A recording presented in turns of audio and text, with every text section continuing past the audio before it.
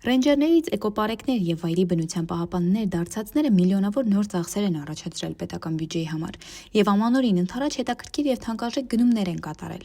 Արմլուրը պետական գնումների կայքից տեղեկանում է, որ էկոպարեկային ծառայության համար գնվել է փոքրածավալ բեռնատարներ, պիկապներ։ Այս գնման համար պետական բյուջեից հատկացվել է 311 միլիոն 90 հազար դրամ, պայմանագիրը կնքվել է նոյեմբերի 20-ին։ Պայմանագրով գնվել է Իսուզու Մագնիշի 19 մեքենա, մեքենաներից 10-ը ձեռք է բերվել ընդհանուր 158 միլիոն 900 հազար դրամով, իսկ մեկ հատի արժեքը կազմել է 15 միլիոն 890 հազար դրամ։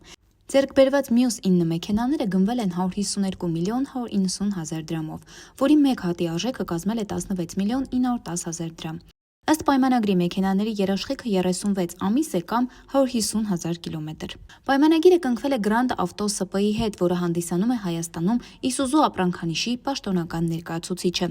Բացի մեքենաներից, էկոպարեկային ծառայությունը պատրաստվել է նաև ամանորին կատարելով զարդարանքի զանազան պարագաների գնումներ։ Զարդարանքների համար ծախսվել է մոտ 198 հազար դրամ։